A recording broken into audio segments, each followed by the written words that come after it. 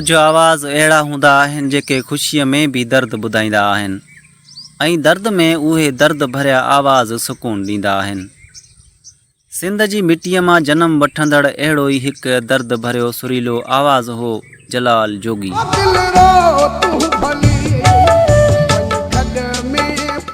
जंहिंजे ॻाइण में ज़िंदगीअ जा सूर, ख़ुशियूं, विछोड़ा ऐं उमीदूं सभु गॾु साह खणंदियूं हुयूं।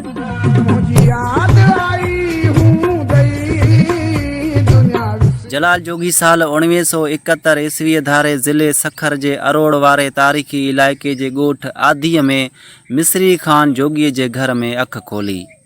नंढपण खां ई संदसि अंदर में मौसीक़ीअ जी चिणंग मौजूदु हुई।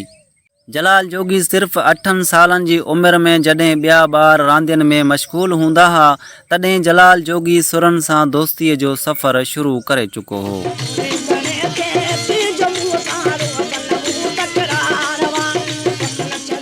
हिन शौक़ खे पर लॻाया संदसि घर वारे माहौल। वालिद साहब जो मौसीक़ीअ सां लगाव ऐं भाउ याकूब जी सूरत में हिकु बहितरीनु शाइर ऐं ढोलक नवाज़ जी मौजूदगी जलाल जोगीअ खे फ़नकार बणाइण में बुनियादी किरदारु अदा कयो।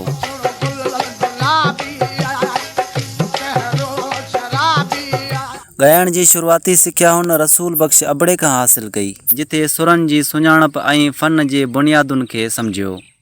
पर जलाल चांडियो जो आवाज़ संदसि दिलि ते गहरो असरु छॾींदो हो।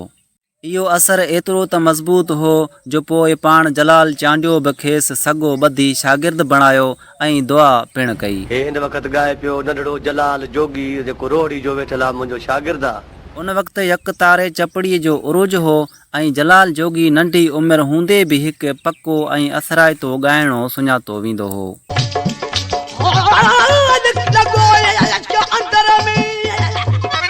रसूल बख़्श अबड़े पारां जॾहिं जलाल जोगी ऑडियो कैसेटनि जी दुनिया में मुतारफ़ थियो, तॾहिं संदसि नालो नंढड़ो जलाल रखियो। इहो नालो केतिरनि ई मक़बूल एल्बम्स ताईं क़ाइमु रहियो। पर वक़्त सां गॾु जॾहिं संदसि सुञाणप मज़बूत थी, तॾहिं हू जलाल जोगी बणिजी वियो।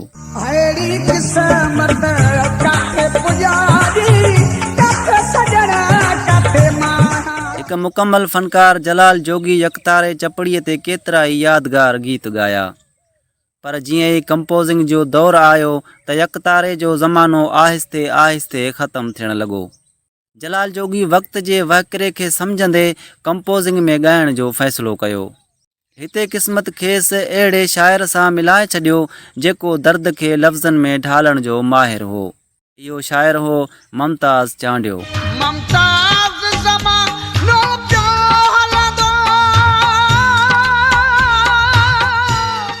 मुमताज़ चांडियो जी सिलेक्शन में अचण वारो जलाल जोगीअ जो पहिरियों कंपोज़ थियल एल्बम ई इनक़लाबी साबित थियो। हीउ एल्बम ईद खां कुझु ॾींहं अॻु रिलीज़ थियो ऐं उन में शामिल ख़ासि गीत मां वाह जो ईद कयां हा जे जोड़ी मंझि हुजां हा सॼी सिंध में धूम मचाए छॾी। हीउ गीत जलाल जोगीअ खे झर झंग ॻोठ ॻोठ ऐं शहर शहर मशहूरु करे वियो।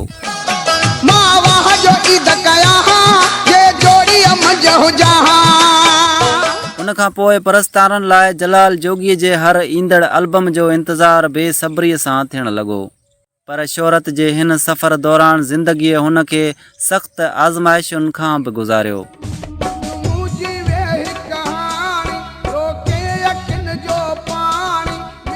वालिद साहब जे विछोड़े खां फ़क़ति 2 महीननि खां पोइ वॾो भाउ बि मोकिलाए वियो। पोइ चाचा ऐं आख़िरकार नंढो भाउ याकूब पिणु दुनिया मां लाॾणो करे वियो।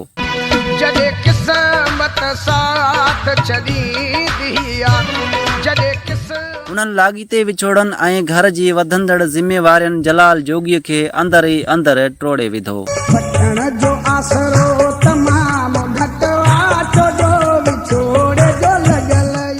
इन दिलि जे दर्द खे लफ़्ज़नि ऐं सुरनि में अवाम ताईं पहुचाइण लाइ ख़ासि फ़रमाइश ते मुमताज़ चांडियो खां गीत लिखायाईं। घर जंहिंजो सड़े तूं पुछ तंहिंखां।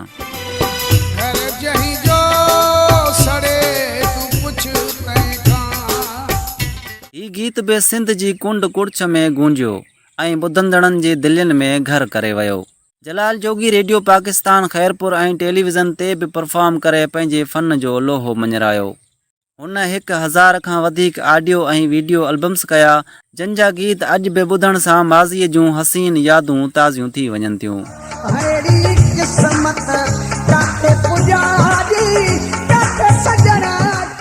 संदसि मशहूरु गीतनि में मां वाह जो ईद कयां हा, जे जोड़ी मंझि हुजां हा, अदा छाजी ईद चरिया त न हो,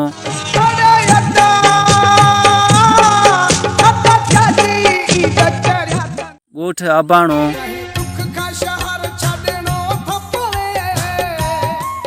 ॿुध मुंहिंजी वेही कहाणी, मार पवई विछोड़ा,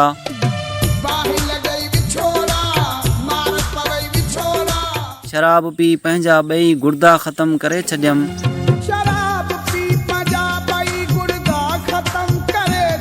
ऐं ॿिया केतिरा ई बेशुमार ऐं शाहकार गीत शामिल आहिनि। शाइरनि जे सथ में मुमताज़ चांडियो, ॾुखायल ॾाॾू शेख, अरबेलो चंजण, सलीम चांडियो, ज़फ़र ॾेथो, पीरल सोलंगी, हबीबुल्ला खोसो, इमाम ॾिनो वसाण ऐं ॿियनि केतिरनि ई शाइरनि जो जलाल जोगीअ सां फ़नी साथ रहियो।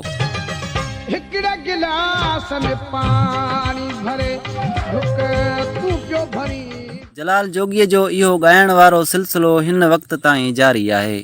हू अॼु बि मुख़्तलिफ़ महफ़िलुनि तोड़े प्रोग्रामनि में ॻाईंदो नज़र अचे थो। संदसि परस्तार अॼु बि मोहबत कनि था।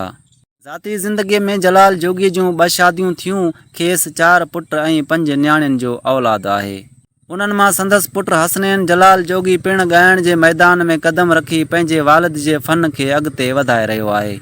अहिड़ियूं ई हक़ीक़ी दर्द भरियूं ऐं मुतासिर कंदड़ सिंधी कहाणियूं, फ़नकारनि जा सफ़र, विसरियल आवाज़ ऐं सक़ाफ़त सां जुड़ियल यादगार दास्तान तव्हां ताईं पहुचाइण जी कोशिशि आहे MH पयार यूट्यूब चैनल जी।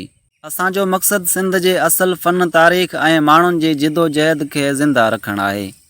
जेकॾहिं तव्हां बि सिंधी सक़ाफ़त, मौसीक़ी ऐं सचनि कहाणियुनि सां मुहबत रखो था त पोइ MH पयार यूट्यूब चैनल सां जुड़िया रहो। वीडियो खे लाइक करियो, शेयर करियो ऐं कमेंट सेक्शन में पंहिंजा राया ज़रूरु ॿुधायो।